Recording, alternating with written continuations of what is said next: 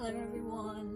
ဒီနေ့မှာကတော့သင်္ကေတဖြစ်ပါတယ်။ဒီကတော့ရှမ်းပြည်နယ်တောင်ပိုင်းတောင်ကြီးကနေပြီးတော့ထိုင်ဝမ်ကိုကြောင်းလာတက်တာပေါ့နော်။အခုထိုင်ဝမ်ကိုရောက်နေရလဲ3လရှိပြီဆိုတော့ဒီ3လအတွင်းမှာပေါ့နော်ဒီခိုင်中မှာရှိတဲ့林东高中မှာနေရတဲ့ experience လေးတွေကိုလာပြီးတော့ share လုပ်တာဖြစ်ပါတယ်ရှင်။我想分享在台湾台中林东高中这个3个月的经验。刚开始来的时候我有点不太适应，但是老师们的关心和照顾之下，我现在过得特别好。这里的同学也很亲切，很愿意帮忙。我现在也找了很多好朋友。我们打工的地方都是老师帮我们去挑选，然后确认过的，所以非常安全。一开始我的中文并不是那么好，但是老师们的用心教导之下，我现在就华文进步了很多。因为他们，我在这里不仅是学习，还学会到了成长和勇敢，让我的梦想从零都开始。ဒီဗီဒီယိုလေးမှာပြောချင်တာတော့ပေါ့နော်စစားရောက်ခြင်းအချိန်မှာအားနည်းတာလေးစိတ်ပြမနာရေးတခြားပေါက်ဖြစ်လိမ့်မယ်ပေါ့နော်ဒါပေမဲ့စိတ်မပါနဲ့နလာတော့လောက်ရောက်သွားပြီဆိုလို့ရှိရင်နေရပို့ပြီးတော့အသားကျလာလိမ့်မယ်ပေါ့နော်အသားကျလာတဲ့အချိန်မှာပို့ပြီးတော့အဆင်ပြေလာလိမ့်မယ်ပေါ့နော်အဓိကကတော့အလုပ်လုပ်တာ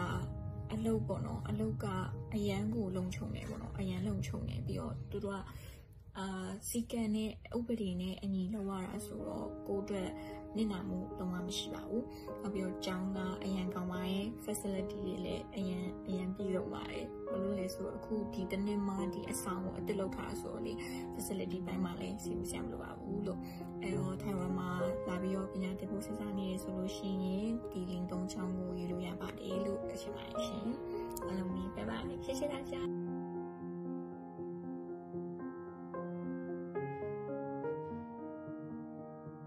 မင်္ဂလာပါကျွန်တော်ရှမ်းပြည်နယ်တောင်ကြီးမြို့ကနေလာပြီးတော့ထိုင်ဝမ်ကျောင်းလာတက်နေတဲ့ကျောင်းသားဖြစ်ပါတယ်။အခုဆိုရင်ကျွန်တော်ကထိုင်စုံမြို့လင်းတုံးအထက်တန်းကျောင်းမှာကျောင်းတက်နေတဲ့ကျောင်းသားတယောက်ပေါ့နော်။ကျွန်တော်နာမည်ကတော့လင်းစချီပါ။ကျွန်တော်ထိုင်ဝမ်ကိုရောက်တာအခုဆိုရင်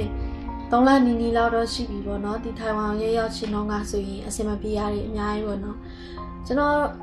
ပထမဦးဆုံးကရာသီဥတုဒီမှာအရန်ပူတယ်ကျွန်တော်တို့တောင်ကြီးမှာကြောက်ရာသီဥတုအလောက်ထိမပူအေးလေးနဲ့နေတော့ကောင်းဒါပေမဲ့ဒီမှာရောက်ချင်းတော့တအားပူတယ်ပြီးဒုတိယကကျတော့သွားလာနေထိုင်ပုံစံနဲ့မြန်မာနိုင်ငံနဲ့လုံးဝအများကြီးကွာခြားတယ်ပေါ့နော်တတိယအနေနဲ့ဆိုရင်ကျွန်တော်တို့ဘာလဲဆိုရင်အစားအသောက်ကတော့တော်တော်လက်မခံနိုင်ဖြစ်ခဲ့တယ်ဆက်စားပိုင်းတော့ဘာလို့လဲဆိုကျွန်တော်တို့မြန်မာနိုင်ငံမှာအဆက်တွေစားပြီးတော့ဒီမှာအဆက်တွေမစားဒီမှာအဆက်တိတ်မရှိမစားကြအောင်အဲကြောင့်အဲ့တခုဖြစ်တယ်ပြီးတော့ကျွန်တော်တို့ဒီကိုဆက်ရောက်တော့ဆိုရင်ဘယ်မှမသွားတတ်ဘူးမဲနေရာတိုင်းမှာအခက်အခဲရှိရရှိအဲ့ဒီချိန်ကျစီနီယာတွေကအများကြီးကူညီပေးရဲပြီးတော့ဒီမှာရောက်ပြီးတော့တရုတ်စားလဲတိုးတက်လာတယ်လို့ပြောလို့ရပါတယ်ဘာလို့လဲဆိုတော့အမြဲတမ်းတရုတ်လူနဲ့ပဲထိတွေ့နေရတယ်အဲ့လိုဆိုတော့တော်လေးကိုတိုးတက်လာပါတယ်နောက်ဆုံးအနေနဲ့ပြောချင်တာကတော့感谢老师感谢同学们感谢学长学姐们的友情帮助照顾让我慢慢的来适应了这边的生活